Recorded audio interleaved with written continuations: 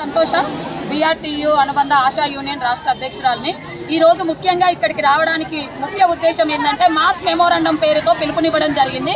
ముఖ్యులను మాత్రమే అన్ని జిల్లాల నుంచి ముఖ్యులను మాత్రమే పిలిచి మాస్ మెమోరాండం ఇవ్వాలనే ఉద్దేశంతో ఇక్కడ బీఆర్టీయూ అనుబంధంగా పిలుపునివ్వడం జరిగింది.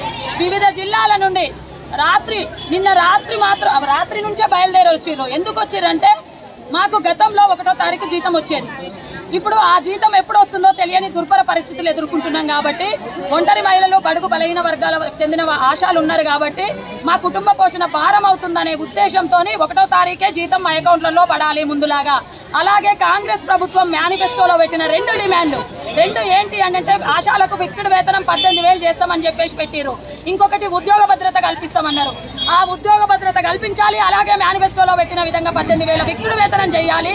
1వ తారీఖే వేతనం రావాలనే ఒక ముఖ్య ఉద్దేశంతో ఆశాలకు పనిభారం తగ్గించాలి అనే ఒక ముఖ్య ఉద్దేశంతో ఈరోజు బీఆర్టీయూ అనుబంధంగా ఆశాలందరం కలిసి కమిషనర్ గారికి మెమోరాండం ఇవ్వాలనే ఉద్దేశంతో ఇక్కడికి రావడం జరిగింది. అధికారుల దృష్టికి మా మెమోరాండం ఇచ్చి మాట్లాడడం జరిగింది. అధికారులతో జేడీ గారు కలిశారు, జాయింట్ డైరెక్టర్ గారు. వారి దృష్టికి తీసుకెళ్లడంతో వారు సానుకూలంగా స్పందించడం జరిగింది. అటు కమిషనర్ గారి దృష్టికి అలాగే ప్రభుత్వం దృష్టికి తీసుకెళ్లి మీ న్యాయమైన డిమాండ్లను పరిష్కరిస్తామమ్మా అని చెప్పారు. మాకు హామీ ఇవ్వడం జరిగింది.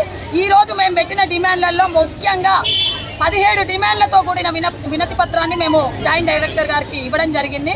ఈ 17 డిమాండ్లకు సంబంధించి సానుకూలంగా మేడం గారు స్పందించడం జరిగింది. ఎందుకంటే మాకు న్యాయమైన డిమాండ్, మేము ఇక్కడ ఏమీ కొత్తగా కోరటం లేదు. ప్రభుత్వం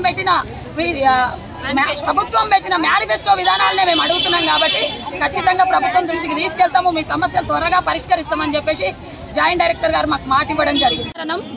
మాకు ముఖ్యంగా 1వ తారీఖు జీతం రావట్లేదు. 1వ తారీఖు హాలిడే అయినా పండగ అయినా కూడా గత ప్రభుత్వంలో మాకు 30-31వ తారీఖు జీతం వచ్చేది. 1వ తారీఖు సెలవు ఉంటే కానీ మాకు ఎలక్షన్స్ ముందు 2 నెలల ముందు నుంచి ఇప్పటి వరకు ఎప్పుడు వస్తుందో తెలియని రోజులు ఏర్పడ్డాయి, దుర్భర పరిస్థితులు ఏర్పడ్డాయి. ఎందుకంటే ఆశా కార్యకర్తలు బడుగు బలహీన వర్గాలు ఒంటరి మహిళలు ఎక్కువగా ఉన్నారు కాబట్టి కుటుంబ పోషణ చాలా దుర్భర పరిస్థితులకు వెళ్ళిపోతుంది. చాలా ఆవేదనకు గురవుతున్నారు, మానేస్తామంటున్నారు. కాబట్టి ఈ రోజు ఇక్కడ అన్నగారికి దృష్టికి తీసుకొచ్చి ఇక్కడ సమావేశం అవ్వడానికి ముఖ్య ఉద్దేశం ఏంటంటే మాకు 1వ తారీఖు జీతం రావాలి, మెమోరాండం మాస్ మెమోరాండం ఇవ్వాలి. బీఆర్టీయూ అనుబంధంగా ఈ రోజు కమిషనర్ గారి ద్వారా ప్రభుత్వం దృష్టికి తీసుకెళ్లాలనే ఒక దృఢ సంకల్పంతో ఈ రోజు బీఆర్టీయూ అనుబంధంగా ఇక్కడ సమావేశం అయ్యింది.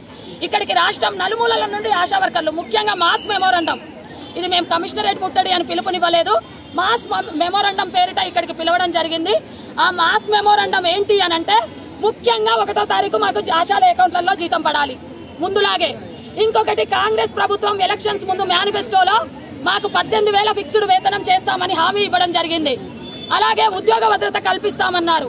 ఆ 2 డిమాండ్లు కాంగ్రెస్ ప్రభుత్వము మేనిఫెస్టోలో పెట్టింది కాబట్టి మమ్మల్ని మా సేవల్ని గుర్తించి గత ప్రభుత్వం ఎలా అయితే చేసిందో ఈ ప్రభుత్వం గిడ కాంగ్రెస్ ప్రభుత్వం గిడ గౌరవ ముఖ్యమంత్రి సీఎం రేవంత్ రెడ్డి గారు గిడ మా సేవల్ని గుర్తించి మేనిఫెస్టోలో పెట్టిన ఆ 2 డిమాండ్లు నెరవేర్చాలనే ఒక సంకల్పంతో ఈ రోజు ఈ మెమోరాండం ఇవ్వడానికి వచ్చాము.